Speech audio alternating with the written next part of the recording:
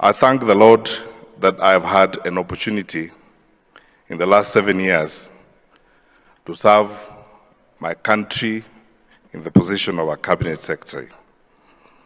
During the 7 years, I have also had an opportunity to learn a lot about our country and work with fellow Kenyans and face tough times and tough decisions.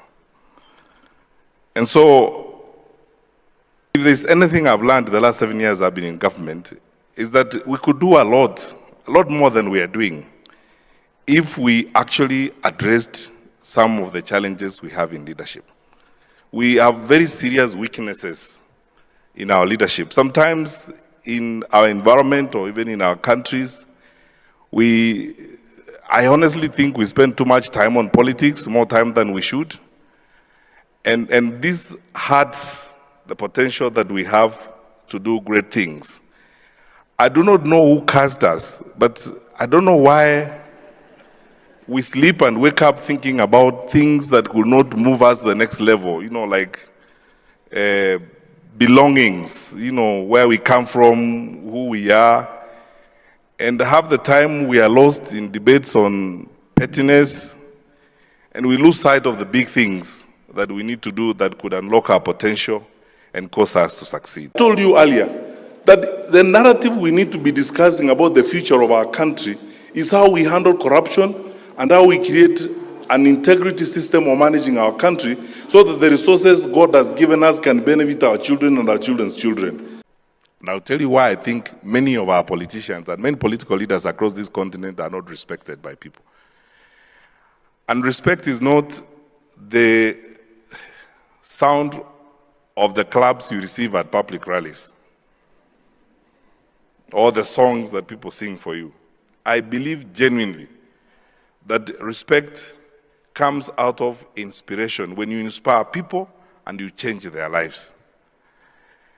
And there are very few people who are that respected, because in much of our public life, a lot of our leaders are two people walking around as one. There is you who stands up before people, and there is the real you when you are away from the public. Strength of character is very important. Carrying big Bibles and pontificating religious theory is not the way.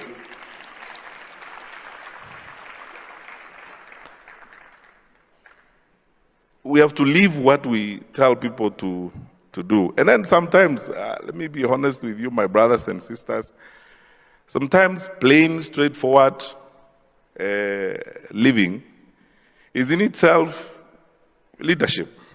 You lead by example. So strength of character. And sometimes the strongest test is the one you face when you are within the budded office as a leader. You have to go through several police officers to come in. And then when you get in, you are in that budded office, you are closed in there, you are alone. And most times you make decisions in there when you are alone. That is when your character is most tested, as it were. Because those people you lied to over weekends, on church pulpits, are not there. It's just between you and your God. The strength of character to be able to say, this is the way we will follow, and it's for the good of the people for whom I work.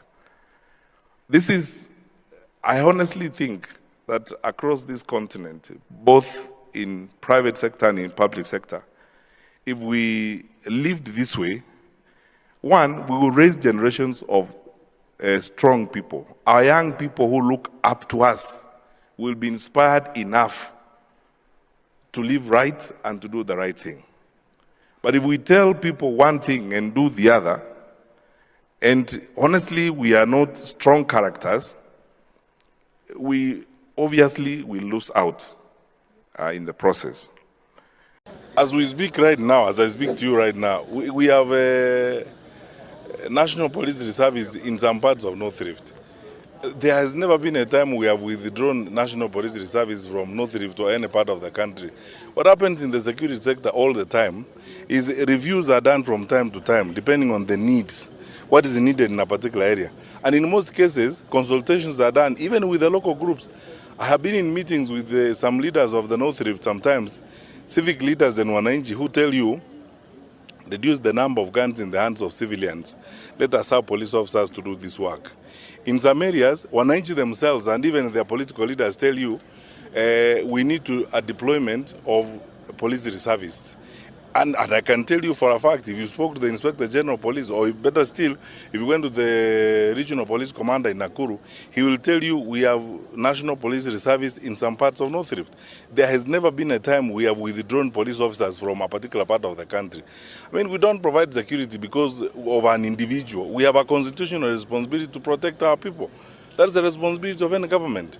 So that is why, to be very honest with you, I frankly don't like spending time commenting on some of these flippant and petty political things, because a lot of people lie all the time. You know, some of them now lie like a career. You know, it's like that's what they went to school to be trained. You saw those lies yesterday. You know, people lying. They lie about anything. They can't tell you anything. Probably the only truth about them is their name. They lie all the time. It's saying things that don't exist. And partly also, by the way, people would do better if they did their job. Because if they attended the meetings they are supposed to attend, if they sought briefs from the people they are supposed to be briefed, they will be briefed effectively, instead of now going to embarrass themselves in that kind of manner where you say things that don't exist. And ask yourself the question, how do police officers, especially senior police officers who are managing the security sector, feel when they see their leader lying about them? Kazi ya kujenga taifa sio rahisi vile watu kufikiria. Sio rahisi. Ina mawimbi mingi. Ina mawimbi mingi. And it requires a steady hand. Not a hand that looks at everything from a selfish point of view. Not a hand that rather than seek to resolve problems, you seek to look for somebody to blame. Now, if you're looking for somebody to blame instead of fixing a problem, how can you be a problem solver? You are a problem identifier. Yeah? And this country requires problem solvers. Kwa sababu hakuna siku hakutakuwa shida, kutakuwa shida. Tunaelewana? So you need people who are willing to pull together and solve problems. Solve problems. Because that is the only way a country develops.